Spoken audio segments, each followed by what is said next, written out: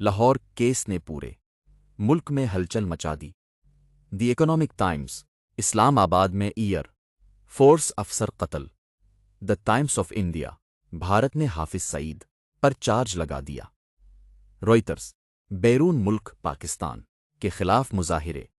The Times of India, Babar Azam دوبارہ کپتان بن گئے۔ روئٹرز دوستو، پاکستان میں اس وقت حالات تیزی سے بدل رہے ہیں۔ لاہور میں ایک ہولناک کیس نے پورے ملک کو ہلا کر رکھ دیا ہے، جبکہ اسلام آباد میں دن دہاڑے ایک ایئر فورس افسر کو گولی مار دی گئی۔ دوسری طرف بھارت نے بڑا قدم اٹھا لیا ہے، جس سے کشیدگی میں اضافہ ہو گیا ہے۔ اور سب سے حیران کن خبر، بابر اعظم کو دوبارہ کپتان بنا دیا گیا۔ آخر ملک میں ہو کیا رہا ہے؟ مکمل تفصیل جاننے کے لیے ویڈیو آخر تک دیکھیں۔ السلام علیکم دوستو، آج ہم آپ کے لیے لے کر آئے ہیں پاکستان کی تازہ ترین اور بڑی خبریں، جو اس وقت پورے ملک اور دنیا میں موضوع بحث بنی ہوئی ہیں۔ سب سے پہلے بات کرتے ہیں لاہور کے ایک بڑے کیس کی، جہاں دو غیر ملکی خواتین کے اغوا اور زیادتی کیس میں اہم پیشرفت سامنے آئی ہے۔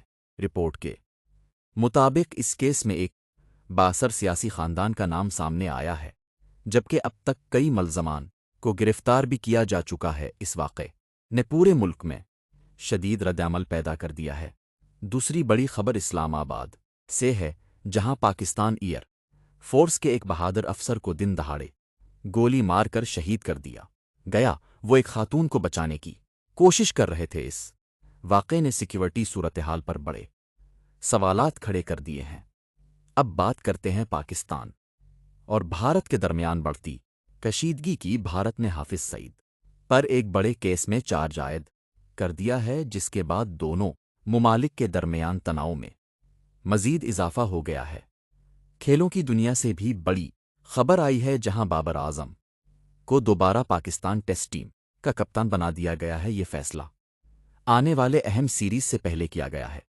اور ایک افسوسناک خبر بلوچستان سے، جہاں ایک مسافر بس گہری کھائی میں گرنے سے تقریباً 40 افراد جاں بحق ہو گئے۔ یہ حادثہ پورے ملک میں غم کی فضا لے آیا ہے۔ دوستو، یہ تھیں آج کی بڑی اور اہم خبریں۔ اگر آپ چاہتے ہیں کہ ہم آپ تک ایسی ہی تازہ ترین خبریں پہنچاتے رہیں تو ویڈیو کو لائک کریں، چینل کو سبسکرائب کریں اور بیل آئیکن ضرور دبائیں۔ اللہ حافظ۔